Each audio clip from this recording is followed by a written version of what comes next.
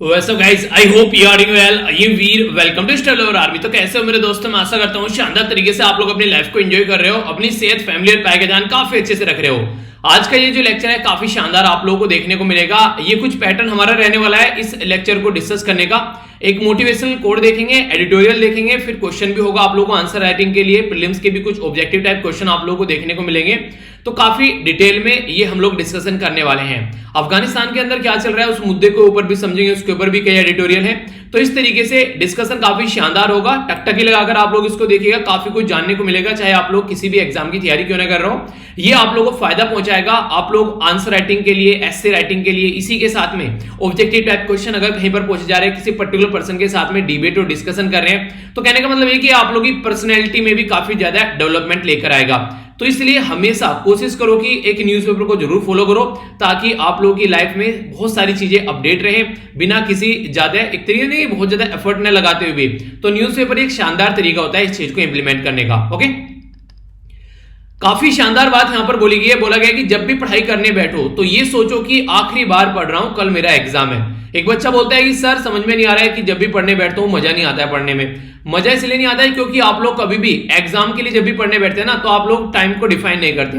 किताब लेकर बैठ जाएंगे, एक ही चैप्टर पर बैठे हुए हैं, ऐसा लग रहा है कि चल ही नहीं रहे आगे, दिमाग में चल रही है मूवी, दिमाग में चल रहा है पता नहीं क्या क्या।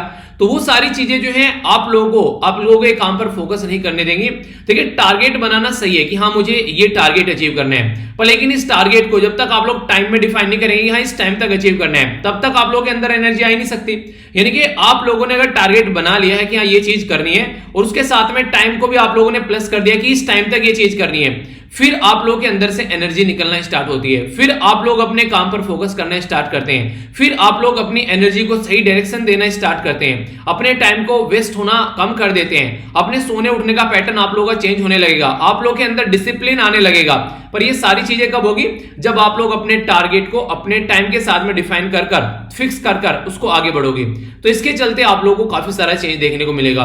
तो अगर आप लोग ये सोचने लगे कल मेरा एग्जाम है और ये सोचकर आप लोग पढ़ाई करें, तो ये सोच के साथ में जब आप लोग पढ़ने बैठेंगे तो अलग ही लेवल की पढ़ाई आप लोगों को देखने को मिलेगी। इससे बहुत सारी बड़ी बड़ी जो एग्जाम है वो आसानी से पास हो जाते हैं, अगर ये वाला पैटर्न आप लोगों ने एक बार सोचना स्टार्ट कर लिया।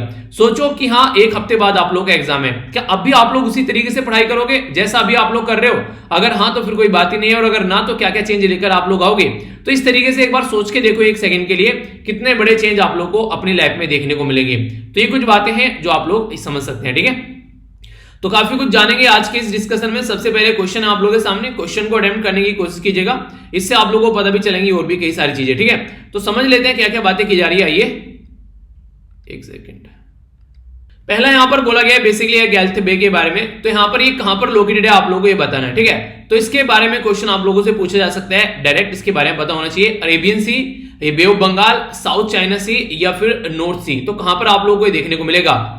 जाकर मैप में दिखेगा, काफी कुछ नया भी आप लोगों को सीखने को मिलेगा, काफी कुछ इंटरेस्टिंग चीजें आप लोगों को जानने को मिलेगी।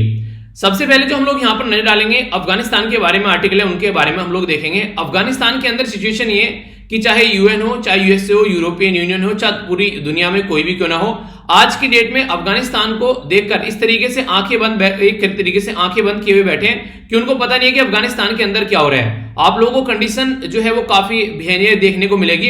अफगानिस्तान के लोगों के लिए तो एक दर्दनाक सिचुएशन है, जो बाहर भी बैठे हुए सोच भी रहे हैं इसके बारे में, तो उनकी भी रूह कांप जा रही है कि लोग जो है वो कितने ज्यादा डर रहे हैं तालिबान से। वो ये वही तालिबान है जिसके साथ में यूएसए के द्वारा पैक्ट साइन किया गया था कि हाँ तुम आसानी से जो यहाँ पर ट्रांजिशन करोगे पावर का, पर लेकिन ऐसा कुछ देखने को नहीं मिला है। दुनिया जो है वो यहाँ से उठ कर भाग रहे हैं। एक तरीके से आप लोगों ने यहाँ पर वीडियो भी देखी होगी, इसके ऊपर मैंने छोटी सी वीडियो बनाई थी। यहाँ पर ये किस तरीके से लोग जो है हवाई जहाज कोई भी आ रहा है तो उसके ऊपर चढ़ जा रहे हैं कि नहीं हमको यहाँ से निकलना है। तो इतना ज्यादा डर, इतना ज्यादा खौफ, तो इस तरीके से समझ सकते हैं कि तालिबान ग्राउंड लेवल पर क्या कर रहा होगा कि लोगों के अंदर इतना खौफ है कि बस किसी न किसी तरीके से काबुल से निकलकर भागना है, किसी न किसी तरीके से अफगानिस्तान से निकलकर भागना है। तो अगर ऐसा माहौल यहां पर बन गया, तो जब यहां पर काबुल में एक तरीके से जब यहां पर 1995 से लेके 2001 तक का तालिबान की पावर यहां पर रही है, उसी तरीके से हम लोग आज के में 2021 में खड़े होकर इसी के बारे में बातें कर रहे हैं। तो यानी कि 20 साल का ये सफर कर जिस तरीके से तालिबान ने अफगानिस्तान को अपने कंट्रोल में फिर से ले लिया है, और अफगानिस्तान के जो प्रेसिडेंट हैं वो भाग खड़े हुए हैं, यानी कि देश छोड़कर वो भाग चुके हैं। तो उनके द्वारा स्टेटमेंट ये दी गई बाहर जाकर कि यार देखो मैं अगर वहां रहता तो और ज्यादा खून खराबा हो जाता, चलिए वो तो जो है आपकी पर्सनल स्टेटमेंट है, पर लेकिन रियलिटी में ग्राउंड लेवल पर क्या हो रहा है उसके बारे में कौन बात करेगा। आज की डेट में सब चुप बैठे हुए हैं। अगर नॉर्मल तरीके से देखा जाए, जब यहां पर जो बाइडेन साहब भी निकले, यहां पर इससे पहले डोनाल्ड ट्रंप साहब जो थे, इन्होंने सबने एक माहौल बनाया था। बोला यह गया था कि तालिबान के साथ में पैक्ट करेंगे और पैक्ट करने के बाद में यहां से निकलेंगे। तो ऐसा कोई पैक्ट ही नहीं हुआ। आप लोग ये सोचिए, अगर कुछ ऐसा होता कि यहां पर तालिबान के साथ में एक पैक्ट होता और पैक्ट होने के बाद में ट्रांजिशन होती पावर का, यानी कि अफगानिस्तान की गवर्नमेंट है और तालिबान है, दोनों मिलकर पावर शेयर करते, तो कितना आसानी से चीजें थे, थोड़ा चल पाती, कहीं ना कहीं एक पैटर्न में होता। ठीक है, हो सकता था कि गवर्नमेंट गिर जाती, आगे चलकर इलेक्शन होते, कुछ ऐसे तो पैटर्न देखने को मिलता। पर अभी फिलहाल ऐसा कुछ भी यहां पर आप लोगों को देखने को नहीं मिलेगा। ये बिल्कुल एक तरीके से उन्हें कहते हैं कि एक तरीके से जंगल राज चलता हुआ आप लोगों को यहां पर नजर आएगा। अब तालिबान को जैसा मन करेगा, तालिबान उस तरीके से वहां पर सिचुएशन को हैंडल करेगा। किसी की हिम्मत नहीं है वहां पर कुछ भी आकर बोलने की। इस तरह का कंडीशन आप लोगों को देखने को मिलेगी ऑल ओवर वर्ल्ड में, चाहे यूएन हो, चाहे चाइना हो, चाहे यूएसए हो, चाहे और कोई कंट्री हो। वो क्या बोल रहे हैं कि तालिबान जो है अगर नॉर्मल पावर ट्रांजिशन नहीं करेगा, जनता के हिसाब से काम नहीं करेगा, तो हम लोग उनकी गवर्नमेंट को रिकॉग्नाइज नहीं करेंगे। मतलब आप लोग गवर्नमेंट को रिकॉग्नाइज नहीं कर रहे हैं। इसके ऐसा करने से क्या हाँ ग्राउंड लेवल पर जो जनता परेशान है, फ्रस्ट्रेट है, जो जिनकी डेथ हो रही है, जिनके अंदर डर बैठा हुआ है, क्या वहां पर माहौल चेंज हो सकता है? आप रिकॉग्नाइज नहीं करें, बाद में चलकर कर लेना जो करना है। फिलहाल के टाइम की सिचुएशन तो काफी ज्यादा एक तरीके से वो नहीं कहते हार्ट ब्रेकिंग हो गई है यहां पर। तो उसके बारे में किस तरीके से बातें करनी चाहिए, तो रियलिटी यहां पर काफी बुरी एक तरीके से ग्राउंड लेवल पर देखने को मिल रही है।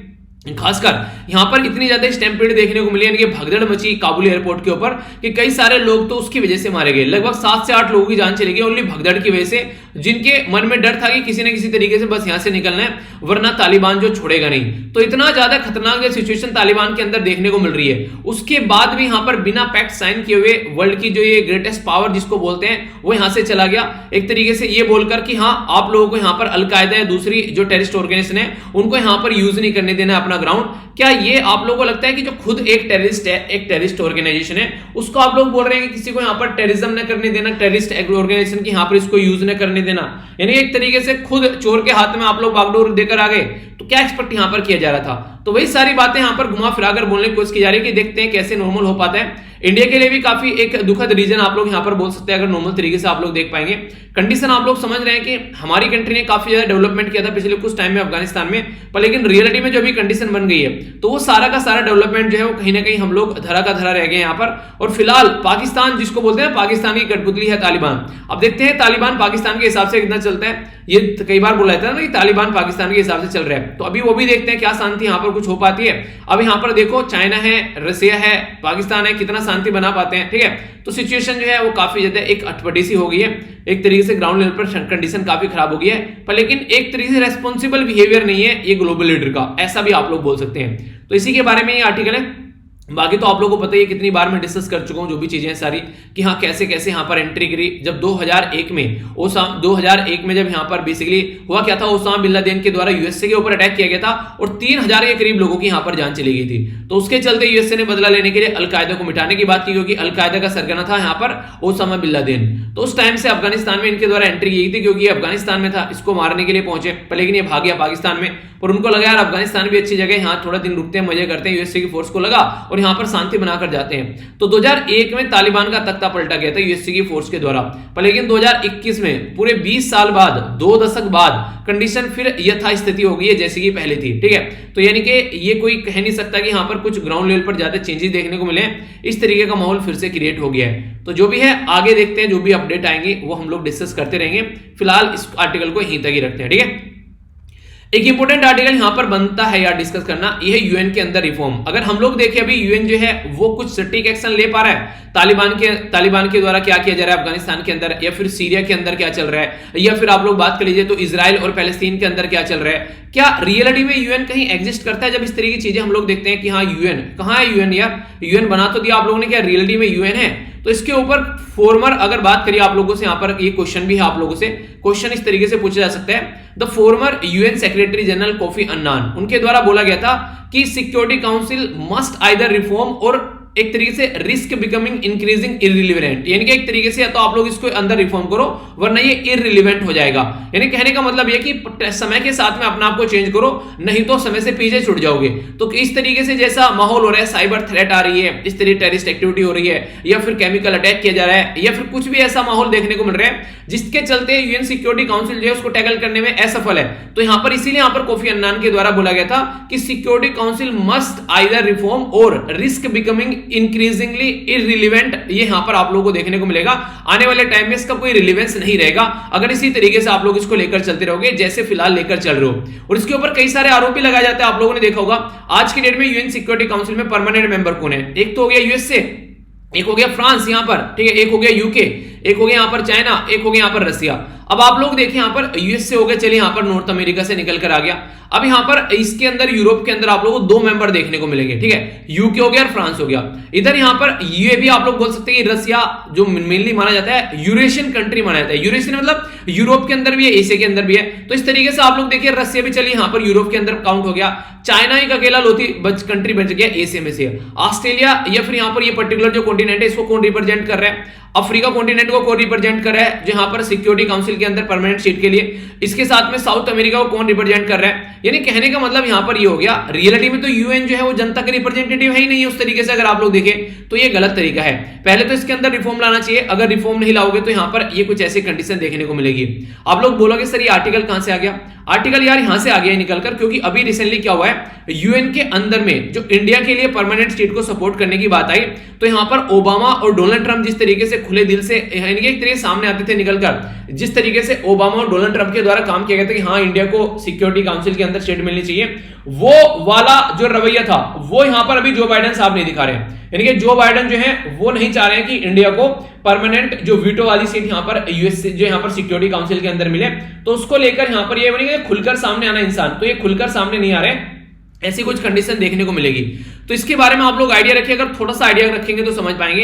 यूएन की जो सिक्योरिटी काउंसिल है उसके 5 तो ऐसी कंट्रीज के पास में वीटो पावर है। वीटो पावर का मतलब पता है क्या होता है? अगर 5 मेंबर में से एक ने भी कह दिया ये काम नहीं होगा तो वो काम नहीं होगा। नॉर्मली ये कहते हैं कि वीटो पावर का फंडा हटाओ यहां से। क्यों? क्योंकि हर एक मेंबर जो है वो अपने तरीके से चीजों को देखता है और कोई भी काम यूएन के अंदर रिफॉर्म वगैरह का भी नहीं हो पाता है। अगर यहां पर मेजोरिटी आ जाए, यानी कि 5 में से 3 मेंबर ने जो काम बोल दिया वो हो जाएगा, तो चीजें थोड़ी सुधरती नजर आएगी, पर ऐसा कुछ देखने को मिलता ही नहीं है। आज की डेट में यहां पर नॉन परमानेंट मेंबर टोटल 10 है और आप लोगों को पता है इंडिया यानी कि हमारी कंट्री भी यहां पर नॉन परमानेंट मेंबर की सीट के लिए 2021-2022 के लिए। तो ये एक इंपॉर्टेंट क्वेश्चन है, आप लोगों से ये पूछता हूं मैं कि हमारी कंट्री अभी नॉन परमानेंट मेंबर की पोस्ट पर बैठी हुई है, ये कितनी बार है, कौन से नंबर का है हमारा ये? यानी कि 5वीं बार, 6ठी बार, 7वीं बार, 8वीं बार, 9वीं बार, यानी कौन सी बार है हमको नॉन परमानेंट सीट मिली है, ये आप लोग को बताना है। अफ्रीका से यहां पर 3 नॉन परमानेंट सीट है, एशिया से 2 है, लैटिन अमेरिका से 2 है, वेस्टर्न यूरोप से 2 है और ईस्टर्न जो यहां पर यूरोप है उससे 1 है। पर लेकिन फिर भी अगर देखा जाए तो यहां पर नॉन परमानेंट सीट के लिए तो आप लोग प्रेजेंट कर रहे हैं, पर लेकिन परमानेंट सीट में यहां पर एक तरीके से कैसी रिप्रेजेंटेशन होनी चाहिए वो आप लोग निकाल कर नहीं लेकर आ रहे हैं, ठीक है। तो इसी के चलते कई बार बोला जाता है कि एक तरीके से जो सही तरीके से इंप्लीमेंट करना चाहिए वो चीजें होनी चाहिए। यहां पर आगे चलते हैं। अभी देखिए 4 कंट्री ऐसी है जो कह रही है कि हमको कम से कम परमानेंट सीट यहां पर मिलनी चाहिए। 4 में से कौन सी है अगर बात करें, एक तो अपनी कंट्री है, एक जापान है, एक जर्मनी है और एक ब्राजील है। ये बोल रहे हैं कि हम लोग हकदार हैं परमानेंट सीट के, तो हमको परमानेंट सीट मिलनी चाहिए जिसमें वीटो पावर है। पर लेकिन 4 कंट्री ऐसी है जो कि यहां पर इस चीज को लेकर एक तरीके से डिसएग्री करती है। इनको बोलते हैं बेसिकली, इनको तो G4 बोलते हैं, ठीक है, जो चाहती है कि हमको यहां पर सीट मिले। और दूसरा यहां पर यूनाइटिंग फॉर कंसेंसस, ये जो ग्रुप है ये पाकिस्तान, साउथ कोरिया, इटली और अर्जेंटीना, ये G4 को अपोज कर रही है कि नहीं इनको नहीं मिलना चाहिए। क्यों?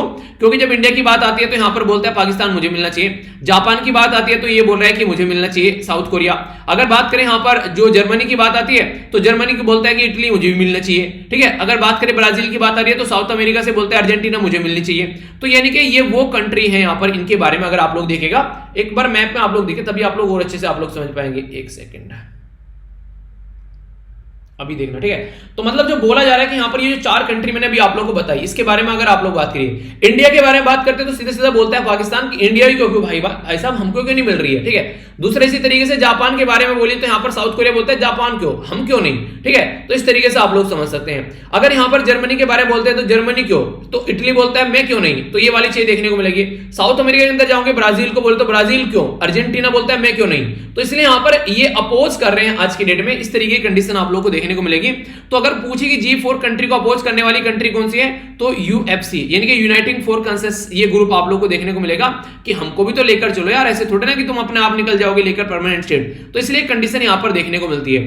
तो क्या है यहां पर नीड रिक्वायरमेंट इसके रिफॉर्म के अंदर, तो बात करें तो बोलते हैं एक तो अनडेमोक्रेटिक नेचर हो चुका है। अगर आप लोग बात करें अगर बात करें यहां पर दो रीजन जैसे कि नॉर्थ अमेरिका और यूरोप, ये यहां पर प्रॉपर वे में रिप्रेजेंट कर रहे हैं ना, तो एशिया ढंग से रिप्रेजेंट करता है क्योंकि एशिया में इंडिया भी रिप्रेजेंट नहीं कर, इंडिया भी यहां पर नहीं है, अफ्रीका पूरा यहां पर रिप्रेजेंटेशन नहीं है, लैटिन अमेरिका साउथ अमेरिका, ये यहां पर आप लोग रिप्रेजेंटेशन नहीं देखने को मिलेगा। यानी कि यूएन होना चाहिए था कि सबकी रिप्रेजेंटेशन इसके अंदर है, सीरीज को यूनाइटेड नेशन बोला है, ठीक है, पर लेकिन यूनाइटेड है नहीं, यहां पर कुछ ही कंट्री दबदबा दिखा रही है। मिसयूज पावर, जो परमानेंट सीट है, जो P5 है जिनके पास है परमानेंट सीट है, वो पावर का मिसयूज करते हैं। अब आप लोग बोले कैसे मिसयूज करते हैं, जब भी इजराइल के खिलाफ कुछ होता है यहां पर यूएन के अंदर में, यूएसए उसको हमेशा कंट्रोल कर लेता है, ऐसा कुछ नहीं होने देता कि गड़बड़ हो जाए। चाइना, अगर पाकिस्तान के खिलाफ कुछ होता है तो चाइना उसको कंट्रोल कर लेता है। इसी तरीके से यहां पर कई सारी कंट्री जो है ये अपनी पावर की यूज करता हुआ गलत तरीके से नजर आती है। तो यानी कि ये पावर इनको दी गई है ऑल ओवर वर्ल्ड के डेवलपमेंट के लिए, पर लेकिन ये इसको यूज कर रहे हैं अपने पर्सनल गेन के लिए। तो ये दिक्कत काफी ज्यादा आप लोग को देखने को मिलेगी। कई सारे इश्यू ऐसे हैं आज के डेट में, जैसे अगर बात की जाए जिनके बारे में कोई बात ही नहीं कर रहा है, इंटरनेशनल लेवल पर भी अगर आप लोग देखेंगे यहाँ पर, ठीक है, जिनके बारे में फोकस होना चाहिए। जैसे मोटे मोटे तौर पर अगर मैं आप लोगों को बोलूं, जैसे टेररिज्म हो गया, क्लाइमेट चेंज हो गया, सिक्योरिटी यहाँ पर एक तरह साइबर सिक्योरिटी हो गया, पब्लिक हेल्थ, जैसे कि पैंडेमिक अभी चल रहा है प्रेजेंट टाइम पर। तो ऐसे बहुत सारे दिक्कत है यहाँ पर आज के डेट में, इनको किस तरीके से लेकर चलना है। यहाँ पर इकोनॉमिक जो एक्सक्लूसिव जोन है उसके चलते बात करें तो कहने का मतलब यह कि जो यूएन जिस लिए बनाया गया है, रियलिटी में क्या यूएन उसके लिए काम कर पा रहा है, वो देखे तो यूएन जो है वो अपना रिजल्ट ऐसा नहीं दे पा रहा है जिसके लिए उसको बनाया गया था। तो उसी के चलते बात की जाती है। केस अगर बात करें परमानेंट मेंबरशिप फॉर इंडिया के लिए, तो क्यों इंडिया को मिलनी चाहिए। अगर कोई आप लोगों से पूछे यार इंडिया को मेंबरशिप देनी है तो उसका रीजन बताइए ना, तो क्यों मिलना चाहिए, क्यों है ये इंपॉर्टेंट इंडिया को यहां पर मेंबरशिप देना चाहिए। सबसे पहले तो historic association with UN, UN के साथ में हमारी हिस्टोरिकली काफी अच्छी एसोसिएशन रही है, हमेशा से हम लोगों ने प्रोटेक्टिव जो यूएन के द्वारा स्टेप उठाए गए उनको सपोर्ट किया गया। पीस कीपिंग फोर्स में हमारी काफी ज्यादा रिप्रेजेंटेशन आप लोगों को देखने को मिलेगी। तो ये है। दूसरा इंपॉर्टेंट बात है कि लार्जेस्ट डेमोक्रेसी है धरती के ऊपर, सबसे ज्यादा इलेक्शन में वोट डाले जाते हैं इंडिया के अंदर, चुना जाता है, और मोस्ट पॉपुलस कंट्री आप लोगों को देखने को मिलेगी सेकंड नंबर पर, ठीक है। पहले नंबर पर चाइना है, तो अगर इसको भी अगर यूएन में आप लोग जगह नहीं दे रहे तो फिर यूएन में जगह किसको दोगे आप लोग, ठीक है। तीसरा जो इंपॉर्टेंट बात बोली गई कि जियोपॉलिटिकल फुटप्रिंट इंडिया का, यानी कि न्यूक्लियर वेपन जो स्टेट है इंडिया 1998 से, यानी कि हमारे पास में न्यूक्लियर वेपन है। ऑल ओवर वर्ल्ड में टोटल 9 न्यूक्लियर वेपन कंट्री है, ठीक है। तो परमानेंट मेंबर तो हो ही गए, पांचों के पांचों, एक इंडिया हो गया। बाकी की कंट्री कौन सी है इनके नाम बताने, 3 कंट्री और कौन सी है जिनके पास में न्यूक्लियर वेपन है, ठीक है। तो इससे आप लोग एक बात देखने को मिलेगा कि यहां पर एक न्यूक्लियर वेपन कंट्री, और वो भी एक रेस्पॉन्सिबल न्यूक्लियर वेपन कंट्री, तो इसलिए जरूरी है कि हमको आप लोग रिप्रेजेंटेशन दो। तो ये तर्क है, अगर इंटरव्यू में आप लोगों से कोई क्वेश्चन पूछ ले कि क्यों दे आखिर इंडिया को हम लोग यहां पर यूएन सिक्योरिटी काउंसिल के अंदर सीट, तो ये वो पॉइंट है जो आप लोग बता सकते हैं। आप लोग आंसर राइटिंग में भी इनको लिख सकते हैं, ठीक है। ये एक स्टेटमेंट देकर आप लोगों से यहां पर लोगों से क्वेश्चन भी पूछा सकता है ऑब्जेक्टिव टाइप में। नेक्स्ट बात करें तो रिप्रेजेंटेटिव और जो एक तरीके से डेवलपिंग वर्ल्ड का इंडिया, अगर WTO के अंदर आप लोग जाते हैं, वर्ल्ड ट्रेड ऑर्गेनाइजेशन, या फिर आप लोग किसी दूसरी जैसे कि किसी भी दूसरी ऑर्गेनाइजेशन के जाकर अंदर बात करते हो, तो जो डेवलपिंग कंट्री है, जो थर्ड वर्ल्ड जिसको बोला जाता है, तो उसको इंडिया रिप्रेजेंट करता है। तो नॉन अलाइंग मूवमेंट का नाम सुना होगा, इंडिया उसका भी लीडरशिप था। तो इस तरीके से देख सकते हैं कि हमारी कंट्री जो है वो यहाँ पर हकदार है, उसको यहाँ पर ये मिलना चाहिए, ऐसा यहाँ पर बोला जाता है। पर लेकिन जिस तरीके से हम लोग यहाँ पर अपनी हक के बारे में बात करें, उस तरीके से अब तक यहाँ पर रिफॉर्म नहीं लाया गया। ये काफी बुरी बात बोल सकते हैं कि ढंग से कोई रिप्रेजेंटेशन देखने को नहीं मिल रहा है। आप लोग बोलेंगे कि ये क्यों नहीं दे रहे सीट, आखिर क्या बोला जाता है इसके पीछे। सबसे पहले तो ये बोलता है कि इंडिया को यहाँ पर NPT यानी कि जो न्यूक्लियर नॉन प्रोलिफरेशन ट्रीटी है उसका इंडिया ने साइन नहीं किया है, एक तो ये बात बोली जाती है। बाकी कुछ भी बात होती है तो चाइना अड़ंगा अड़ाई हो रहता है, हमारी कंट्री में ह्यूमन राइट के इशू को लेकर बात कर देते हैं, ठीक है। इस तरीके से कई सारी चीजें आप लोगों को देखने को मिलेगी। यानी कहने का मतलब है कि इंडिया को एक तरीके से रोकने की कोशिश की जा रही है यहाँ पर, कहीं ना कहीं ये इसके अंदर न जाए। पहले यूएसए सपोर्ट करता था, अब यूएसए ने भी हाथ खड़े कर दिए, कहीं ना कहीं ऐसा आप लोग बोल सकते हैं। तो इसी के चलते यहाँ पर बोला जा रहा है कि यूएन के अंदर अगर कोई दिक्कत आती है तो उसका सोल्यूशन नहीं निकलता यूएन पे, आज के में ऐसी कंडीशन है। तो कोफी अन्नान साहब के द्वारा जो बात बोली गई थी कि ये रीजन को ध्यान में रखते हुए कि कल को ऐसी घटना घट सकती है कि यूएन को कोई माने ना, ठीक है, कि यूएन के अंदर कोई पावर नहीं है। ये तो एक तरीके से नहीं कि एक बिना दांत का एक टाइगर हो गया, बस हाँ बोल सकता है, धाड़ सकता है, बातें कर सकता है, पर लेकिन रियलिटी में कुछ इंप्लीमेंट नहीं करेगा। तो ये इररिलेवेंट हो जाएगा अगर ऐसे ही माहौल बना रहा तो। आप लोगों की क्या राय है, क्वेश्चन आप लोगों को अटेम्प्ट करना है। कई सारे बच्चे अच्छे से आंसर लिख रहे हैं, देखिए ज्यादा टाइम नहीं लगेगा, 24 घंटे में से अगर आप लोग आधा घंटा भी ढंग से अगर क्वेश्चन लिखने के दे देते हैं, ठीक है, तो मुझे लगता है कि ये कोई दिक्कत है, क्योंकि at the end of the day selection इसी यही करवाएगा आप लोगों को वहां पर जाकर, क्योंकि प्रीलिम्स क्लियर कर एग्जाम क्लियर नहीं होने वाले, ठीक है। तो प्रीलिम्स तक नहीं, प्रीलिम्स, मेंस और इंटरव्यू, तो PMI सब कुछ आप लोगों को साथ में लेके चलना है, तभी सिलेक्शन वहां पर होगा। तो ये कुछ बातें हैं जो आप लोग देखिएगा जरूर, ठीक है। यानी कि एक कॉम्प्रिहेंसिव स्टडी आप लोग करनी है, ऐसा बोलने की कोशिश मैं कर रहा हूं, ओके। आगे बढ़ते हैं। यहां पर जो नेक्स्ट आर्टिकल आप लोगों के सामने आने वाला है, ये काफी इंपॉर्टेंट है, ये थोड़ा सा आप लोग कनेक्ट होता हुआ यहां पर नजर भी आएगा ईरान और इंडिया के रिलेशन के बारे में जब हम लोग बात करेंगे। अभी हुआ क्या है, हमारी कंट्री के जो एक्सटर्नल अफेयर मिनिस्टर हैं वो ईरान के विजिट पर गए, और यहां पर रिसेंटली यहां पर अभी ईरान के नए प्रेसिडेंट जो है जिनका नाम है इब्राहिम राइसी, उनके द्वारा ओथ भी लिया गया। तो इंडिया और ईरान के रिलेशन के बारे में यहां पर बेसिकली बात की जा रही है कि कैसे लेकर चल सकते हैं। और दूसरी इंपॉर्टेंट बात यहां पर यह है कि अभी अफगानिस्तान के अंदर जो कंडीशन देखने को मिल रही है, तो वो भी एक सदमे का रीजन यहां पर बन गया, क्योंकि ईरान जो है यहां पर इसके साथ में अफगानिस्तान का काफी बड़ा बॉर्डर टच करता है, और कोई कंट्री नहीं चाहता है कि उस कंट्री के पड़ोस में कुछ भी ऐसा कुछ होता रहे जैसे अफगानिस्तान में हो रहा है। इससे अपनी कंट्री में काफी सारे रिफ्यूजी भी आ जाते हैं, लोग अपनी जान बचा कर भाग कर आएंगे। इसी के साथ में और भी बहुत सारी दिक्कत देखने को मिलती है यहाँ पर, ठीक है। एक तरीके से अगर फटाफट यहाँ पर कुछ उल्टी सीधी हरकतें होती रहेगी तो तुरंत इंपैक्ट देखने को मिल सकता है पड़ोस के अंदर भी। कई बार यहाँ पर सिक्योरिटी थ्रेट भी रहती है बॉर्डर इशू को लेकर, तो इसलिए यहाँ पर ईरान भी ये चाहता है कि शांति बनाकर रखे अफगानिस्तान के अंदर में। तो अभी हमारी कंट्री के द्वारा क्या किया गया, ये सोचा गया कि यार इसके साथ में ना थोड़ा सा रिलेशन अच्छे कर लेते हैं ईरान के साथ में। आप लोग बोलोगे कि क्यों अच्छा कर लेते हैं, तो इसको समझने के लिए आप लोग यहां पर देखिए, जब बराक ओबामा के द्वारा ईरान न्यूक्लियर डील साइन की गई थी, तो डोनाल्ड ट्रंप जो है उसके बाद में इलेक्शन का कैंपेन करते करते ये बोल गए थे, जब तक प्रेसिडेंट भी नहीं बने थे, कि मैं आऊंगा तो ईरान न्यूक्लियर डील से बाहर निकलूंगा। इनके द्वारा वही किया गया, आते ही रायता फैला दिया गया, ईरान न्यूक्लियर डील से बाहर निकल गए। इसके चलते यहां पर जो बाइडेन ने बोला था कि मैं आते ही ईरान न्यूक्लियर डील में एंट्री करूंगा, पर लेकिन ये भी अपना हाथ अभी पीछे खींच रहे हैं। तो माहौल अभी यहां पर यह कि अनप्रेडिक्टेबल चीजें देखने को मिल रही हैं। इन्होंने दुनिया भर के सैंक्शन ईरान के ऊपर लगाए, और इन्होंने एक तरीके से कोशिश की कि हाईएस्ट प्रेशर बनाना चाहिए, तब जाकर चीजें सुधरेंगी। तो दुनिया भर का प्रेशर बनाया गया ईरान के ऊपर, पर लेकिन ईरान ने भी ठान लिया था कि कर लो, तुमको जो करना है, हम तो वही करेंगे जो हम करना है, ठीक है। तो इसके चलते कंडीशन देखने को मिली। तो कहने का मतलब यहां पर यह कि आज के डेट में अगर मोटे मोटे तौर पर आप लोग समझ पाएंगे, तो ईरान जो है वो अपनी कंट्री के नए प्रेसिडेंट के साथ में आगे बढ़ रहा है, और नए प्रेसिडेंट जो है वो दबने वाले नहीं है। वो एक तरीके से उन्हें कहते हैं कि एक अपने आप को ही अपने आप में ही रखना है, ऐसा नहीं कि तुम्हारे हिसाब से हम लोग काम करेंगे, यानी कि तुम अगर हमारे फेवर में चलोगे तो हम भी कुछ चलेंगे, ऐसा नहीं कि हम तुम्हारे सामने जाकर बिल्कुल नंगा डांस करेंगे कि तुम्हारे हिसाब से हम लोग काम करेंगे, ऐसा कुछ नहीं होने वाला है। तो इस जो यहाँ पर एक्सटर्नल अफेयर मिनिस्टर की सेकंड विजिट है अभी यहाँ पर अफगानिस्तान की सिचुएशन को ध्यान में रखते हुए बात की जा रही है कि तालिबान कैसी कंडीशन है। तो अफगानिस्तान के अंदर जो सिक्योरिटी, ये दोनों कंट्री के लिए भी एक तरीके से टेंशन का रीजन यहाँ पर बना हुआ है। इंडिया और ईरान जो है वो अगर देखें तो अफगानिस्तान एक लैंड लॉक कंट्री है, उसके लिए हेल्प करने की कोशिश की गई थी चाबार पोर्ट को ध्यान में रखते हुए कि चाबार पोर्ट इंडिया डेवलप कर रहा है, तो अफगानिस्तान के अंदर खाना पीना जो भी पहुंचेगा तो इंडिया यहां से होता हुआ ले जाएगा, क्योंकि लैंड लॉक कंट्री है, कहीं से आने जाने का रास्ता है नहीं, और पाकिस्तान तो अलाउ हमको करने से रहा, ठीक है। तो ये आप लोगों को इसलिए हम लोगों ने चाबार वाला पोर्ट रास्ता हम लोगों ने पकड़ा यहां पर पहुंचने के लिए। ईरान जो है वो रिचेस्ट कंट्री है हाइड्रोकार्बन में, यानी कि यहां पर काफी क्रूड ऑयल आप लोगों को गैस देखने को मिलेगी। तो इंडिया जो है 80% बाहर से खरीदता है, तो हमारी कंट्री की भरपाई हो जाएगी, यानी कि ये बेचने वाले हम लोग खरीदने वाले हैं, तो दोनों का संबंध बनता ही बनता है। पर लेकिन यूएसए के प्रेशर की वजह से अब तक हम लोग संबंध नहीं बना रहे थे, तो अब कैसे इसको लेकर चलें। ईरान तो एक तरीके से ईरान को इंडिया कई बार नेचुरल पार्टनर भी बोलते हैं, तो हम लोग को समझना पड़ेगा कि किस तरीके से हम लोग ईरान के साथ मिलकर काम कर सकते हैं बिना किसी कंट्री के प्रेशर में आए हुए। सोवरन कंट्री है तो उस तरीके से हम लोग को अपनी कंट्री को लेकर चलना चाहिए ईरान के साथ में। ऐसा नहीं कि कल को चलो कोई हमारे ऊपर प्रेशर बना रहा है तो हम लोग प्रेशर में आकर इस तरीके से उसके साथ में व्यापार करना छोड़ देंगे।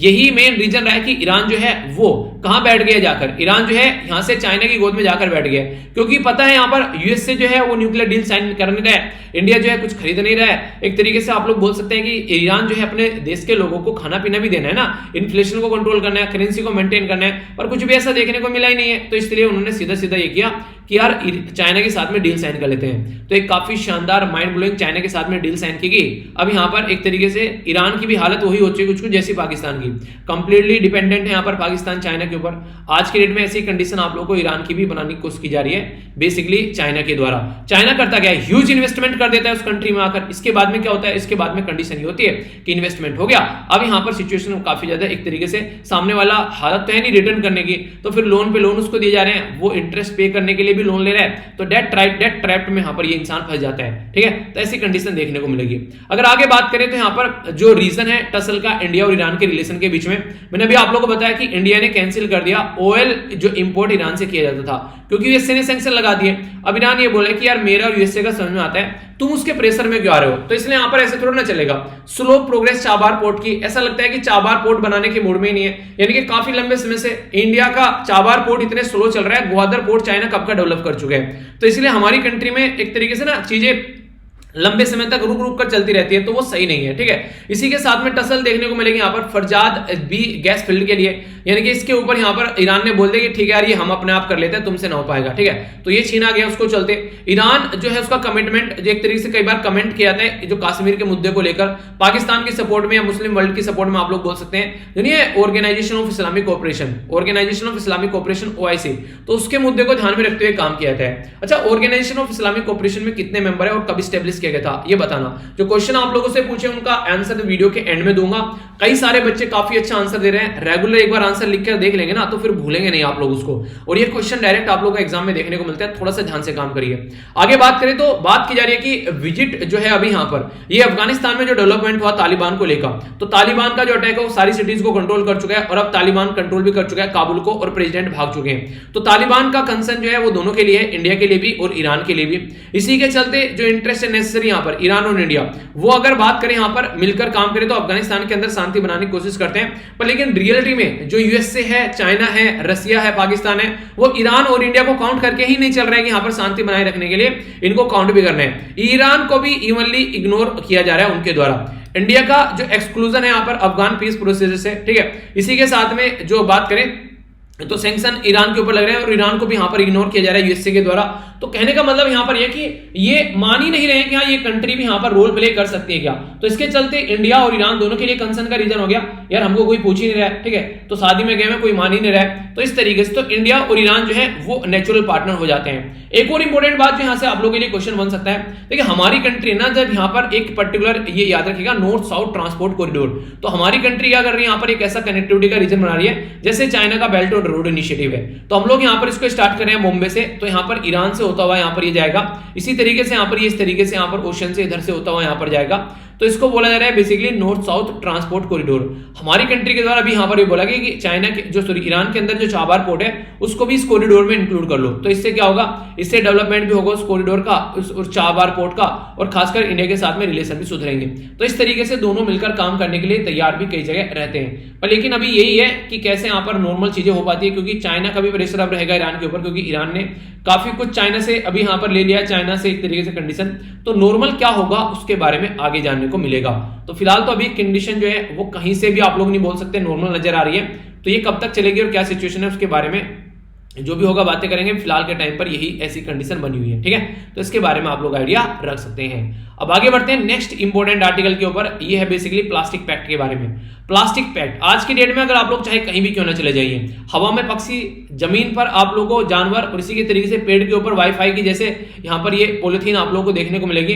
तो कंडीशन क्या हो गई है अगर इसके बारे में आप लोगों से पूछे, तो कंडीशन जो है वो काफी दयनीय या फिर काफी खराब आप लोग बोल सकते हैं आज के डेट में। उसका रीजन है कि हम लोगों ने पॉलिथीन को इस तरीके से यूज करना स्टार्ट कर दिया कि हमारी बॉडी के अंदर माइक्रो प्लास्टिक के तौर पर पॉलिथीन आज के डेट में घुस रही है। तो ये चीजें हम लोग को देखनी पड़ेगी कैसे इसका सोल्यूशन निकालना है। सबसे पहले बात करते हैं, यहाँ पर देखते हैं कि सस्टेनेबल डेवलपमेंट गोल टोटल मिलाकर 17 हैं। इन 17 सस्टेनेबल डेवलपमेंट गोल में लाइफ बिलो वाटर ये 14 है। तो काफी सारी मछली, कछुए जो हैं वो पॉलिथीन का शिकार बन रहे हैं। इसी के साथ में लाइफ ऑन लैंड मैंने आप लोगों को बता दिया, पॉलिथीन का कोई एक तरीके से तुकी नहीं है कहां तक ये पहुंच रहा है, ठीक है। तो इसके चलते काफी ह्यूज इंपैक्ट देखने को मिल रहा है। तो उसको यहाँ पर कैसे सुधार रहे हैं, हेल्थ के ऊपर काफी ह्यूज इंपैक्ट यहाँ पर ये डाल रहा है। तो ये भी आप लोग मुद्दा बोल सकते हैं। तो इसके चलते काफी जो क्लीन वाटर के बारे में बात करें तो वो नहीं मिल पा रहा है, पोल्यूशन काफी ज्यादा देखने को मिल रहा है। इवन पॉलिथीन, प्लास्टिक वगैरह का पोल्यूशन भी काफी ज्यादा आप लोगों को यहाँ पर नजर आ जाएगा।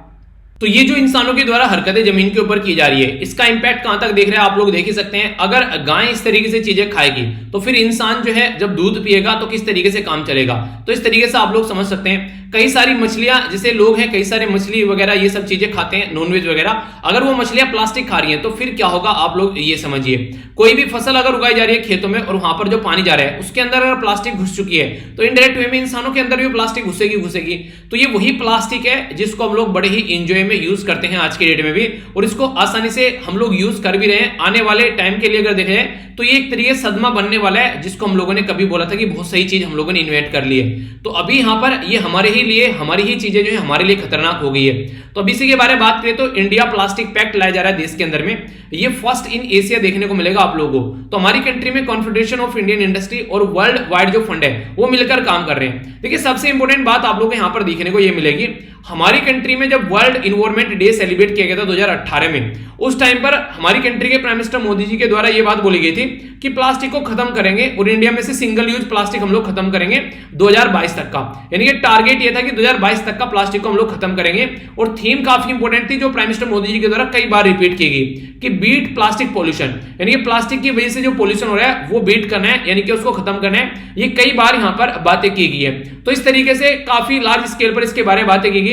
तो अभी यहां पर ऐसा कुछ बोला गया, ऐसा कुछ देखने को नहीं मिला ग्राउंड लेवल पर, क्योंकि 2018 से अगर 2021 में आप लोग देखिए, आज की डेट में भी कहीं पर भी प्लास्टिक की पॉलिथीन यूज कर रहे हैं आप लोग, कहीं पर भी जाकर आप लोग सब्जी लेने जा रहे हैं, कुछ भी सामान लेकर आ रहे हैं, तुरंत जरा सी देर में आप लोग प्लास्टिक ले लेते हैं, और वो दुकान वाला डरता भी नहीं है, दे भी देता है। जबकि ये माना जा रहा है कि 22 स्टेट में प्लास्टिक को ऑलरेडी हम लोग बैन कर चुके हैं अब तक का। सेंट्रल पोल्यूशन कंट्रोल बोर्ड के बारे में बात करें तो सिंगल यूज प्लास्टिक बैन हो चुकी है। सिंगल यूज क्या होता है, जैसे पॉलिथीन हो गई, यूज कर ली और फेंक दी, तो यूज एंड थ्रो वाली प्लास्टिक बैन हो चुकी है यहां पर, इस तरीके से बोल सकते हैं। तो इस तरीके से आप लोग इसको देखकर चलिए कि ये काफी ज्यादा जरूरी है कि इस तरीके से कंडीशन बनती है, तो उस तरीके को आप लोग को सुधारना चाहिए। ग्राउंड लेवल पर चीजें होती है तो उनको इंप्लीमेंट भी आप लोग करना चाहिए, पर लेकिन ऐसा कुछ देखने को मिलता नहीं है, वो इंप्लीमेंटेशन कहीं आप लोगों को देखने को मिलते नहीं है, हवा में बातें ज्यादा होती हैं। तो इसी तरीके से 2018 में जो बातें बोली गई थी, ये बिल्कुल आप लोगों की तरीके है, जिस तरीके से गवर्नमेंट काम करती है आप लोगों की तरीके से होता है। जिस तरीके से आप लोगों ने कि 6 महीने पड़े हुए, अभी क्या करना है पढ़कर, जब आ जाएंगे पास में तब देखेंगे, ठीक है। यानी कि 2018 से अब तक नहीं किया कुछ, अभी यहां पर 2022 में जब पहुंचने वाले हो रहे हैं, अब यहां पर फिर से एफर्ट डाले जा रहे हैं। इससे स्टार्टिंग से ही लेकर चलते तो आसान रहता,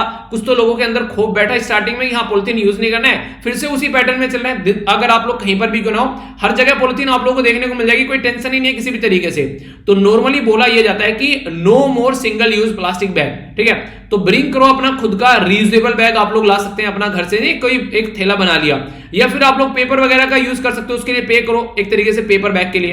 क्योंकि इंसान का जो सबसे बढ़िया ऑप्शन मुझे लग रहा है वो है ये वाला, कपड़े का अपना कोई बैग बना लिया, अपना खुद का इंसान लेकर जाए और उसका फिर सॉल्यूशन निकाले। अच्छा, अगर 1 2 3, अगर इन 1 2 3 में से आप लोगों को बोलूं कि बेस्ट ऑप्शन क्या आप लोगों के हिसाब से, आप लोग बताइए। 1 2 या 3 आप लोग लिख सकते हैं आराम से, और एक और उसके बाद में एक और आंसर दीजिएगा, हालांकि वो कोई देगा नहीं जाता है। आप में से 1 2 3 में से कौन सा आप लोग यूज कर रहे हैं, ठीक है, आप लोग ये भी बताइएगा। इससे आप लोग देखने को मिलेगा खुद भी कि कितने लार्ज स्केल पर ये चीज देखने को मिल रही है। इनके ऊपर काम करना चाहिए, वरना आने वाले टाइम में ये चीजें आप लोगों को सुधरती हुई नहीं और ज्यादा बिगड़ती हुई नजर आएंगी। अगर बात करें प्लास्टिक पैक्ट के बारे में, आखिर ये प्लास्टिक पैक्ट है क्या? देखिए, एक तरीके से प्लास्टिक पैक्ट में सब मिलकर काम करेंगे, यानी कि जो बनाने वाले हैं, जो यूज करने वाले हैं, जो फिर इसको रीयूज करने वाले हैं, जो रीकलेक्ट करने वाले हैं, सबको इकट्ठा कर एक साथ में लेकर आया गया। तो इसी के चलते प्लास्टिक पैक्ट जो है एक तरीके से बिजनेस लेड इनिशिएटिव है, जो कि ट्रांसफॉर्म करेगा प्लास्टिक की जो पैकेजिंग है। खासकर आप लोगों से कोई पूछे सबसे ज्यादा प्लास्टिक आज के डेट में कहां पर देखने को मिलती है, तो पैकेजिंग जो है वो बहुत बड़ा रोल प्ले करती है, जो प्लास्टिक का एक तरीके से आज के डेट में ओल्ड फॉर्मेट में अगर आप लोग काउंट करोगे तो पैकेजिंग भी अगर ट्रांसफॉर्म कर देते हैं, दुनिया भर के आप लोगों के पास में ऑनलाइन मीडियम से आप लोग सामान खरीदते हैं, कुछ भी इस तरीके से सामान लेकर कहीं से कहीं जाते हैं, वो सारी चीजें पैकेजिंग जो होती है, कभी आप लोग कोई सामान लेकर आते हैं उसमें सबसे ज्यादा प्लास्टिक यूज होती है। तो एक तरीके से सब मिलकर हर एक लेवल पर प्लास्टिक को हम लोग देखेंगे कैसे उसको हम लोग कंट्रोल कर सकते हैं। ऑल अगर बात करें यहां पर 4 पॉइंट यहां पर देखने को मिल रहे हैं कि एलिमिनेट करना है अननेसेसरी, जो अननेसेसरी यूज है प्लास्टिक का। जैसे बोला था ना मैंने कि आप लोग मार्केट के अंदर जाते हैं तो आप लोग आसानी से उसको बेसिकली टैकल कर सकते हैं कि नहीं यार खुद का थैला लेकर चल रहे हैं। पैकेजिंग जो है उसको आप लोग फिर से रीडिजाइन कर सकते हैं, इनोवेट कर सकते हैं, कागज का कोई भी एनवेलप में उसको पैकेज किया जा सकता है, ठीक है, या फिर कोई एक प्रॉपर फिक्स आप लोग चीजें यूज कर सकते हैं जिसको बार बार यूज किया जा सके। तो ऑल जो पैकेज जो ऑल द प्लास्टिक जो पैकेजिंग है यहां पर उसको रीयूजेबल फॉर्म में होना चाहिए, रिसाइकल फॉर्म में होना चाहिए, ताकि ऐसा ना हो कि इंसान चले जाए यहां पर 3-4 पीढ़ी पर लेकिन वो पैकेजिंग जो की गई थी बाबा परदादा के द्वारा वो पॉलिथीन आज भी पड़ी हुई है, ऐसा नहीं होना चाहिए। रीयूज, रिकलेक्ट, रिसाइकिल वाला होना चाहिए। और इंक्रीज करना है रिसाइकलिंग कंटेंट जो पैकेजिंग के मामले बात करें तो एक तरीके सबसे पहली कंट्री अगर कोई पूछे आप लोगों से ऑल ओवर वर्ल्ड में तो यूनाइटेड किंगडम है 2018 में, जिसके द्वारा ये चीजें स्टार्ट की गई थी। तो जो लोग ऑलरेडी इस काम को कर रहे हैं, जो लोग ऑलरेडी इस काम को इंप्लीमेंट कर चुके हैं, तो कहीं ना कहीं उनसे भी हम लोग सीख सकते हैं ना यहाँ पर कि हाँ यार इसको इस तरीके से इंप्लीमेंट किया जा सकता है, यानी कि किसी के एक्सपीरियंस से हम लोग सीखकर चीजों को आगे लेकर चल सकते हैं। तो ये जरूरी है कि इन चीजों को आप लोग ध्यान में रखकर चलिए। आगे बात करते हैं कि need for plastic pact, plastic के पैक्ट के लिए रिक्वायरमेंट है यहाँ पर। तो इंडियन सिनेरियो के बारे में अगर आप लोग बात करें तो ये काफी इंपॉर्टेंट हो जाता है यहाँ पर। सबसे पहले अगर बात करें हमारी कंट्री में प्लास्टिक कितना यूज हो रही है, क्या क्या कंडीशन देखने को मिल रही है, तो इंडिया यहाँ पर अगर प्लास्टिक के बारे में बात करें हर साल 9.46 मिलियन टन प्लास्टिक हम लोग यहाँ पर बेसिकली इकट्ठा करते हैं। तो ये समझ सकते हैं आप लोग कितना खतरनाक लेवल पर प्लास्टिक हमारी कंट्री में यूज की जा रही है। अगर इसको लाख में देखेंगे आप लोग तो 94.6 लाख आप लोग टन इसको बोल सकते हैं। तो इतने लाख टन प्लास्टिक हमारे देश में जनरेट की जाती है हर साल। इसमें से 40% ऐसी है ओनली जो हम लोग एक तरीके से वेस्ट जो है वो 40% यहां पे से इसमें से अनकलेक्टेड, यानी कि ये हमेशा बचा ही रहता है। यानी कि 100 अगर पॉलिथीन हम लोग यहां पर मार्केट में लेकर आ रहे हैं तो 40 पॉलिथीन आप लोगों को ये सड़क पर पड़ी इधर उधर पड़ी मिलेगी, इनको कोई कलेक्ट ही नहीं करता है, 60 को ओनली कलेक्ट करता है। तो इससे आप लोग समझिए कि 40% हमेशा इन्वायरमेंट में रहेगा। 40% इस तरीके से हर साल अगर छोड़ते चले गए तो प्लास्टिक के पहाड़ ना बन जाएंगे। तो वो कंडीशन आप लोग समझ सकते हैं कि प्लास्टिक जो है वो काफी खतरनाक लेवल पर आप लोगों के सामने यहां पर इंपैक्ट डालती हुई नजर आएगी। तो ये कैसे सुधारना है, अगर नेक्स्ट हम लोग बात करते हैं तो नेक्स्ट जो इंपॉर्टेंट पॉइंट है यहां पर ये बोला जा रहा है कि एक सेकेंड कि 43 ऑफ ऑल द प्लास्टिक जो प्रोड्यूस की जाती है, ठीक है, वो पैकेजिंग के लिए यूज की जाती है। यानी कि मेजॉरिटी ऑफ है यहां पर सिंगल यूज पैकेजिंग के लिए यूज की जा रही है। यानी कि जो आज की डेट में प्लास्टिक जो मार्केट में 50% मोटे मोटे तौर पर बोल सकते हैं, 40 है ना 43 है ना लगभग, तो मोटे मोटे तौर पर याद रखने के लिए लगभग 50% प्लास्टिक जो है वो पैकेजिंग इंडस्ट्री से निकल कर आती है। तो अगर इसको हम लोग कंट्रोल कर लेते हैं तो आप लोग समझिए बहुत बड़ा चंक जो है वो हम लोग प्लास्टिक का यहां से हटा पाएंगे।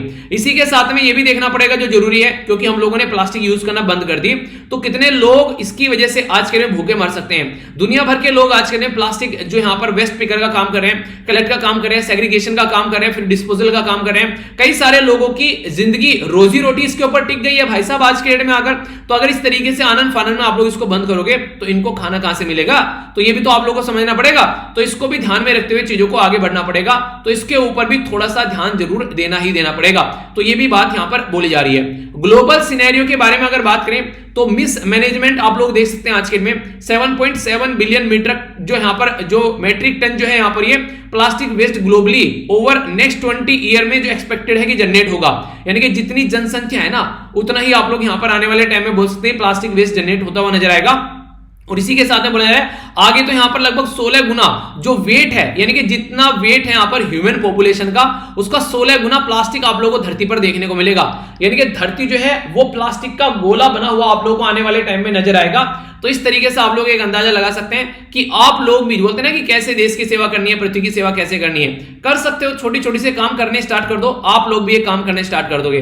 और जैसे कि ये लेक्चर जो है मान लीजिए आज के दिन में लेक्चर जो है लास्ट तक जाते जाते 40-45 हजार पहुंचता है। अगर आप लोग मान लीजिए 40 भी पहुंच रहे हैं, अगर आप लोग किसी 3-4 लोगों को बोलो कि हाँ यार प्लास्टिक यूज नहीं करना है, 2-4 दुकान वालों से आप लोग बातें करो, तो आप लोग भी एक रोल प्ले कर सकते हैं सोसाइटी में। तो इंप्लीमेंटेशन के ऊपर काम करना स्टार्ट कीजिए, आप लोगों को भी चीजें यहां पर देखने को मिल जाएंगी। ये जरूरी है, अगर इस तरीके से हम लोग काम को लेकर नहीं चलेंगे तो बहुत पीछे छूट जाएंगे चीजें। तो इसके ऊपर हम लोग को काम करना चाहिए।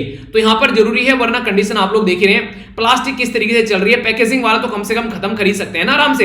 अगर बात करें सेंटर फॉर ये इंटरनेशनल इन्वायरमेंट लॉ, इसके द्वारा सजेस्ट किया गया 2050 तक जो एक तरीके से ग्रीन हाउस गैस एमिशन है फ्रॉम प्लास्टिक वो रीच कर सकता है 56 गीगाटन। यानी कि इसको जलाने से कई सारी और चीजें होने से जो ग्रीन हाउस एमिशन होता है वो भी एक ह्यूज लेवल पर इंपैक्ट डालता हुआ नजर आएगा। तो कहने का मतलब यह सीधा सीधा ये है कि ये चीजें हम लोग को सुधारनी पड़ेगी, वरना बहुत बड़ी दिक्कत आगे आने वाले टाइम में यहां पर देखने को मिलने वाली है। यानी कि इनके ऊपर हम लोग को काम करना स्टार्ट कर देना चाहिए, वरना हम लोग इन चीजों को कंट्रोल नहीं कर पाएंगे। यानी कि ये हमारी नस्लें खराब कर देंगी आने वाली भी, ऐसा आप लोग बोल सकते हैं। इस तरीके से हमारे अंदर ये प्लास्टिक घुसती हुई आप लोग को नजर आएगी। रिसेंटली अगर बात करें जो रिसेंट अभी जो रिपोर्ट है पब्लिश की जा रही है, तो प्लास्टिक को जो एक तरीके से कैसे खत्म करना है, जो गैप आप लोग को देखने को मिलेगा, ठीक है, तो वो आप लोग को देखने को मिलेगा एक तरीके से प्लास्टिक प्रोड्यूस में और प्लास्टिक को इकट्ठा करने में। तो इसको आप लोग कैसे लेकर चलना है, लार्ज स्केल पर ग्लोबल इंटरवेंशन यहां पर होना पड़ेगा, ठीक है। मैनेज करने के के लिए प्लास्टिक को, जैसे नहीं है आज के डेट में कोई बीमारी आ गई तो मिलकर सब काम कर रहे हैं, टेररिज्म का इशू आ गया मिलकर सब काम कर रहे हैं, क्लाइमेट चेंज के इशू पर काम कर रहे हैं, तो प्लास्टिक के कंट्रोल पर भी काम करना पड़ेगा। इंडिया के पैक्ट के बारे में बात करें तो काफी एम्बिशियस है, एक तरीके से मिलकर काम कर सकते हैं, इनिशिएटिव एक तरीके से मिलकर ले सकते हैं, आगे चीजों को लेकर चल सकते हैं अच्छे से, पर लेकिन टाइम बाउंड मैनर में कमिटमेंट नहीं करोगे। जैसे बोला था ना, टारगेट अगर रखना है तो आप लोगों को टाइम भी लगाना पड़ेगा उसके साथ में, वरना कभी भी अचीव नहीं कर पाओगे। तो वो वाली चीजें यहाँ पर इंडियन प्लास्टिक पैक्ट जो है यहाँ पर ये एक तरीके से एक्टिव है इंडिया के अंदर में, और एक तरीके से ग्लोबली अगर आप लोग देखिए अलग लेवल पर इसको हम लोग कनेक्ट कर आगे बढ़ सकते हैं। यानी कि हम लोग अपनी कंट्री में अगर काम करें अच्छे लेवल पर, तो आगे अगर इसको लेकर बढ़ेंगे तो कहीं ना कहीं हम लोग दूसरी कंट्री के साथ में भी काम कर पाएंगे, उन्होंने कुछ अच्छा काम किया है उनके उस काम से हम लोग सीख पाएंगे, तो इस तरीके से हम लोग चीजों को आगे लेकर चल सकते हैं। तो यार इसमें काफी सारे एक तरीके टारगेट तो ये है कि सबको मिलकर साथ में लेकर चलना है। ऐसे बोले पब्लिक प्राइवेट पार्टनरशिप, तो सारे जो एक तरीके बड़ी बड़ी कंपनी है, अमेज़न हो गया, फिर कोई भी कंपनी का आप लोग नाम ले लीजिए जहां से आप लोग चीजें खरीद रहे हैं, अगर ये प्लास्टिक को खत्म करने की कोशिश करें, ठीक है, जो पैकेजिंग में कोई इनोवेशन अगर ये लेकर आए, इस तरीके से जो प्लास्टिक वेस्ट है उसको इकट्ठा करने की कोशिश करें कि जो भी प्लास्टिक आप लोग के पास में जा रहा है, अगर आप लोग अगली बार वो प्लास्टिक जो है उसको रिटर्न करते हैं तो आपको 2% का डिस्काउंट मिलेगा प्रोडक्ट के ऊपर। तो कुछ ना कुछ ऐसा यहाँ पर इंसेंटिव देना पड़ेगा, बिना इंसेंटिव के यहाँ पर कोई नहीं निकल कर आने वाला है, तो आप लोगों को कुछ ना कुछ फायदा पहुंचाना पड़ेगा।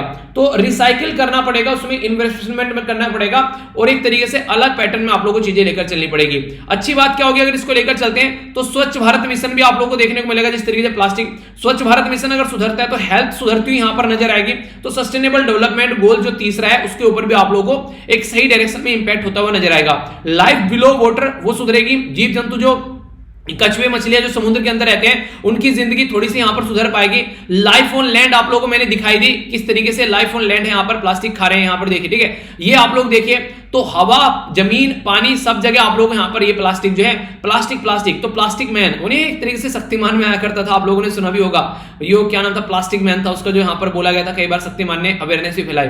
शक्तिमान यार एक अच्छा सीरियल इसलिए था क्योंकि वो जनता में पॉजिटिव सोच जनरेट कर रहा था, ठीक है, अवेयरनेस फैला रहा था। आज की डेट में देखिए हमारे हीरो हीरोइन देखिए क्या कर रहे हैं, ठीक है, Pepsi P low, Coca Cola P low, ludo खेल लो भाई साहब, रम्मी खेल लो, जुआ खेलना सिखा रहे हैं जनता को, ये है हमारे आज की डेट की हीरो हीरोइन। ऐसी कंडीशन आप लोग देख सकते हैं आज के डेट में, यानी कि सेलिब्रिटी जो है इनको हीरो बोलने में भी शर्म आने लगी है, ऐसी ऐसी हरकतें करते हुए आज के डेट में ये नजर आ रहे हैं, जस्ट किसके लिए, पैसे के लिए, ठीक है। तो इस तरीके से आप लोग समझ सकते हैं। तो यानी कहने का मतलब ये कि ना तो उनको आपकी हेल्थ के बारे में पढ़ा है, ना ही किसी चीज के बारे में, इन सबको तो फॉलो करना बंद कर देना चाहिए। इसके ये तो एक तरीके से इससे अच्छा तो किसी एक तरीके से कोई रिक्शे वाले से जाकर पूछोगे ना, वो अच्छी सलाह दे देगा, जैसी ये सलाह दे रहे हैं आज के में, रम्मी खेल लो जाकर। मस्त समझ में आ रहा है, छोटे छोटे बच्चों को जिनको पढ़ने के बारे में बताना चाहिए, उनको पान पराग खिला रहे हैं, रम्मी खिला रहे हैं, कोका कोला पिला रहे हैं, अपने बच्चों को फॉरेन में पढ़ने भेजते हैं, हेल्थ कॉन्शियस, मतलब अपने बच्चों को पूरा फिट चाहिए इनको, पर लेकिन ये जो दूसरे जो मिडिल क्लास फैमिली है उनके ऊपर उनको बर्बाद करो, उनको बेसिकली उनसे पैसा हटाओ और उनको बर्बाद करो, उसमें कोई दिक्कत नहीं है। तो काफी घटिया नुमा सोच के लोग आप लोगों को देखने को मिल जाएंगे, तो इसलिए इनसे बच के रहिए, ठीक है। एक और इंपॉर्टेंट आर्टिकल है, वैसे यहाँ पर ये इंपॉर्टेंट आर्टिकल मैं डिस्कस नहीं कर रहा हूँ, रीजन क्या है इसका, रीजन ये क्योंकि मैंने आप लोगों को बोला था इसके ऊपर एक इंपॉर्टेंट वीडियो में लेकर आ रहा हूँ, ठीक है, तो उसमें यहाँ पर ये चीजें कवर करूंगा डिटेल में, एक इंडिपेंडेंट वीडियो आप लोगों के सामने आएंगे, उसमें मैं काफी कुछ यहाँ पर डिटेल में डिस्कस करने वाला हूँ, इस रिपोर्ट के बारे में भी, इवन पुरानी कौन कौन सी रिपोर्ट प्रस्तुत की गई और कहाँ पर क्या क्या इंपैक्ट डाल रही है। अगर कोई कल को आप लोगों से यहाँ पर क्वेश्चन पूछ ले एग्जाम के अंदर, अगर आप लोगों का ज्योग्राफी ऑप्शन है वहां पर, या फिर पेपर फर्स्ट में जीएस के अंदर में, या फिर और भी कोई इशू अगर बने इसके अंदर, तो पूरा होलिस्टिक डेवलपमेंट लेकर चलेंगे, कहां से कहां पर पहुंच गए, अगर कंट्रोल नहीं हुआ तो क्या क्या इंपैक्ट पड़ सकते हैं। तो ये वीडियो मैं लेकर आ रहा हूं, ठीक है। कई सारे बच्चों ने मुझे मेल भी किया था इसके बारे में, तो ये वीडियो आप लोगों को प्रोवाइड कराऊंगा, तो इसके थ्रू आप लोग चीजों को देख लीजिएगा, ठीक है। तो वीडियो कब आएगा, ये आज शाम को 4 बजे करीब में इसको प्रोवाइड करा दूंगा आप लोगों को, तो इसको आप लोग एंजॉय कर सकते हैं, काफी डिटेल में कई सारी चीजें आप लोग को देखने को मिल जाएगी, ठीक है। तो इसको आप लोग एंजॉय कर लीजिएगा, ओके। आइए अब आगे चलते हैं। आगे यहाँ पर जो बात की जा रही है न्यूज एनालिसिस की, सबसे पहले तो यहाँ पर जो गवर्नमेंट है उसने यहाँ पर जो यहाँ पर स्नूपिंग, यानी कि एक तरीके से नहीं बोला गया था कि पेगासस वायरस यूज किया गया लोगों को एक तरीके से टैकल करने के लिए, तो गवर्नमेंट ने बोल दिया कि ऐसा हम लोगों ने कुछ नहीं किया है, ठीक है, वो साफ साफ यहाँ पर मना कर गए हैं। पर लेकिन रियलिटी में क्या है, ये पेगासस जो वायरस है कहां से आया, ये इजराइल की कंपनी है जिसका नाम है एनएसओ ग्रुप, और एनएसओ ग्रुप ये बोलती है कि हम लोग अपना ये जो वायरस है ये हमेशा एक गवर्नमेंट को भेजते हैं ताकि गवर्नमेंट जो है वो टेररिज्म को कंट्रोल कर सके। किसी इंडिविजुअल की औकात नहीं है इसको खरीदना, इतना महंगा आता है ये, और इस तरीके से किसी के भी मोबाइल में इसको पहुंचाया जा सकता है, चाहे वो आईफोन हो चाहे वो एंड्रॉइड के ऊपर चलने वाला फोन हो, 0 क्लिक के थ्रू आप लोग के अकाउंट में पहुंच जाएगा। 0 क्लिक मतलब आप लोग के अकाउंट में अगर व्हाट्सएप है तो व्हाट्सएप पर कोई कॉल करेगा, कॉल करने के बाद में यहाँ पर उस कॉल को डिलीट भी कर देगा, कॉल रिकॉर्ड, और उसके साथ में फिर आप लोग के अकाउंट जो है वो पूरा हैक करेगा। हैक का मतलब क्या है, सारी चीजें आप लोग की देख पाएगा, कोई फोटो पड़े, कोई वीडियो पड़ी है, कोई ईमेल, मेल, फीमेल, जीमेल जो भी आप लोग का है उसके अंदर सारी चीजें अपने कंट्रोल में लेगा, और फिर सेल्फ डिस्ट्रक्टिव भी होता है, निकल कर भी चला जाएगा, आप लोग को पता भी नहीं चलेगा कि ऐसा कुछ मोबाइल के अंदर हो गया है। तो ये हरकतें यहां पर देखने को मिली थी, पर लेकिन गवर्नमेंट बोल रही है हमने कुछ नहीं किया, तो इसके चलते यहां पर भी केस पहुंच गया है। देखिए राइट टू प्राइवेसी जो है फंडामेंटल राइट हो चुका है, पता है केस होता स्वामी केस के बाद में, तो याद रखिएगा आर्टिकल 21 जो है यहां पर ये राइट टू प्राइवेसी के बारे में बात करते हैं। इसके चलते आप लोग देखते हैं तो इंसान को यहां पर एक तरीके से इस तरीके से सर्विलेंस करना मास स्केल पर, तो ये सही नहीं है, ये क्रिटिसाइज करने वाली बात है, और इसको गवर्नमेंट को, अगर गवर्नमेंट कर रही है, ऑलरेडी प्रॉपर प्रोविजन है हमारी कंट्री में, उसके हिसाब से किया है तो समझ आता है। यहां पर अपोजिशन के लीडर वो सारे इन लोगों के लिए, खासकर जज को, इसके सीबीआई के चीफ, उनको यहां पर अल्लाह इतने समझ रहे हैं कि पूरा कंट्रोल करके चीजों को चला जा रहा था। आगे उत्तर प्रदेश की 2 चाइल्ड पॉलिसी जो है उसको बेसिकली उसके लिए जो ड्राफ्ट पैनल बनाया गया था उसने अपना भी पैनल ने अपना ड्राफ्ट सबमिट किया है। तो याद रखिएगा आदित्यनाथ मित्तल, तो यहां पर योगी आदित्यनाथ है और यहां पर आदित्यनाथ मित्तल है, तो कंफ्यूज नहीं होना, अब आप लोग याद रख पाओगे कि किसके द्वारा ये पॉलिसी जो है बनाई गई। तो कौन था यहां पर चेयरपर्सन उस पैनल का जिसने रिपोर्ट सबमिट करी, तो आदित्यनाथ मित्तल थे। तो इसका नाम क्या है, इसका नाम है Uttar Pradesh population control stabilisation and welfare bill 2021। इसमें यह बोला गया था कि बच्चे 2 ही अच्छे, अगर 2 से ज्यादा बच्चे हो रहे हैं तो फिर अच्छी बात नहीं है, उसको कंट्रोल करने की बात की गई। अगर बच्चे 2 से कम है यानी कि 1 ही है तो उसको यहां पर इंसेंटिव भी देने की बात की गई। अगर 2 से ज्यादा हो गए तो बोला गया था कि इनको ना तो जॉब मिलेगी, ना ही एक तरीके से आने वाले टाइम पर बच्चों को फैसिलिटी प्रोवाइड कराई जाएगी, इवन राशन कार्ड तक भी मना कर दिया। प्रोविजन पैनल ने तो यहां तक बोल दिया था कि वोटिंग राइट भी छीन लो, पर लेकिन वोटिंग राइट जो है वो स्टेट गवर्नमेंट के अंडर में नहीं आता है, वो तो सेंट्रल गवर्नमेंट के अंडर में आता है। फंडामेंटल राइट के अंदर अगर कोई चेंज किया जाए इस तरीके से, तो ये फंडामेंटल राइट में अगर बात करें वोटिंग राइट के बारे में, तो एक तरीके से इंसान के एक हक है यहां पर, एक तरीके से ऐसा बोल सकते हैं यहां पर ये, तो ये फंडामेंटल राइट है, तो राइट टू वोट बोला जा रहा है एक तरीके से। ये एक तरीके से आप लोग बोल नहीं सकते कि इंसान की आजादी छीन रहे हैं इस तरीके से आप लोग, तो आजादी छीनना फंडामेंटल राइट की कैटेगरी में आ जाएगी, तो इस तरीके से यहां पर इसको इंक्लूड नहीं किया गया, वरना यहां तक भी प्रोविजन डालने की बात की जा रही थी। और बहुत सारे चेंज लाए गए, आप लोगों को पता है 2 चाइल्ड पॉलिसी के चलते कैसे पॉपुलेशन को कंट्रोल करना है, ठीक है, क्योंकि उत्तर प्रदेश कंट्री के अंदर सबसे ज्यादा पॉपुलेशन आप लोगों को राज्य देखने को मिलेगा। आगे चलते हैं, ट्रिब्यूनल में रिफॉर्म के बारे में कोर्ट ने सेंट्रल गवर्नमेंट से पूछा है यार ये ट्रिब्यूनल खत्म करने के पीछे क्यों पड़े हो आप लोग, ठीक है। तो इसके चलते यहां पर अभी जो बेसिकली राज्यसभा जो मेंबर है जयराम रमेश, उनके द्वारा भी एक अप्रोच किया गया सुप्रीम कोर्ट को और बोला गया कि यहाँ पर ये चल क्या रहा है, ये रिफॉर्म एक्ट यहाँ पर किस तरीके से क्या यहाँ पर एक अनकॉन्स्टिट्यूशनल है, यहाँ पर कहीं ना कहीं ऐसा बोल सकते हैं, क्योंकि कहीं ना कहीं यार यहाँ पर जब बनाया गया था तो सिचुएशन को नॉर्मल करने की कोशिश की गई थी। आज के दिन में ना अपॉइंटमेंट हो रही है वहां पर, ना कुछ हो रहा है, तो उसको खत्म करने की कोशिश की जा रही है। अभी फिल्म सर्टिफिकेशन के बारे में हम लोगों ने बात की थी, तो उससे रिलेटेड भी यहाँ पर कई सारे इशू बन गए थे कि ट्रिब्यूनल हटा दो तो हाईकोर्ट में मैटर पहुंचेगा, कोई मूवी आ रही है तो लंबे समय तक पड़ी रहेगी, और सेंट्रल गवर्नमेंट के हाथ में पावर दे देगी फिर से रिव्यू कर लो उसको, तो मूवी वही बनेगी जो हमारी कंट्री में सेंट्रल गवर्नमेंट चाहेगी। तो ऐसी भी चीजें देखने को मिल रही थी, तो कई सारे इशू हैं जिनके बारे में याद रखिएगा। ESIC तो इसको बोलते हैं employ state insurance corporation India, इसके द्वारा बोला गया कि यहाँ पर बेसिकली जो बच्चे हैं जिनके माँ बाप आज के में नहीं रहे, कोई डिपेंडेंट था, उनकी डेथ हो चुकी है, तो यहाँ पर 1800 रुपए पर मंथ की बात यहाँ पर की जा रही है। तो देखिए कुछ ना कुछ तो सोल्यूशन होना चाहिए। चाइना बोल रहा है तालिबान को स्मूथ ट्रांजिशन करना चाहिए, हाँ स्मूथ तो आप लोगों को दिख ही रहा है, बोलने वाली कोई बात ही नहीं है। 7 की डेथ हो गई एयरपोर्ट के ऊपर ही, क्या कंडीशन देखने को मिली वो मैंने आप लोग को बता ही दिया, ठीक है। इसके बारे में बात कर लेते हैं, मैंने पूछा था आप लोग गैल्थ बे के बारे में, तो ये देखने को मिलेगा आप लोग को बे ऑफ बंगाल के अंदर, तो आंसर बी हो गया, ठीक है। अंडमान निकोबार हो गया यहाँ पर, ये आप लोगों को देखने को मिलेगा। तो क्वेश्चन अगर कोई पूछ ले तो कंफ्यूज आप लोगों को नहीं होना है। तो ये था टोटल डिस्कशन, बाकी जो मैंने आप लोगों से क्वेश्चन पूछे थे उनके आंसर देख लेते हैं। पंचायती राज के बारे में 73rd कॉन्स्टिट्यूशनल अमेंडमेंट 1992 में 29 फंक्शन है इसके अंदर में, ठीक है। तो याद रखिएगा ये आर्टिकल है, इसी के साथ में आप लोग इसके बारे में याद रखते हैं, ठीक है। बेसिकली क्वेश्चन पूछ ले जाते हैं कई बार, ठीक है, तो इसके बारे में आप लोग आइडिया रखते हैं। तो 11th शेड्यूल के अंदर म्युनिसिपैलिटी 74th कॉन्स्टिट्यूशनल अमेंडमेंट 1992, तो इसके अंदर 18 सब्जेक्ट देखने को मिलेंगे, ठीक है। तो ये देखिएगा 12th जो है शेड्यूल, तो आप लोग को याद होगा मैंने डिटेल में आप लोगों को शेड्यूल भी पढ़ाए थे, तो कोई कंफ्यूजन नहीं होना चाहिए। Cooperative society 97th constitutional amendment 2011, तो इसके अंदर आप लोग याद रखिएगा, ठीक है। तो ये क्वेश्चन आप लोगों से पूछ ले आते हैं कई बार, इनके बारे में कोई भी कंफ्यूजन आप लोगों को नहीं रखना है। तो पार्ट 9 भी, ठीक है, तो यहां पर आप लोग देखिए ये आर्टिकल होगा इससे रिलेटेड। तो ये था आज का डिस्कशन, आई होप कि आप लोगों ने एंजॉय किया होगा। अगर रियलिटी में एंजॉय किया है तो पीडीएफ जाकर टेलीग्राम से डाउनलोड कर लेना, और मेरे साथ में आप लोग यहां पर भी कनेक्ट रह सकते हैं। तो नेक्स्ट लेक्चर में मिलता है, बड़ों को नमस्ते, छोटों को प्यार, छोटी सी लाइफ एंजॉय करा, तब तक के लिए जय हिंद।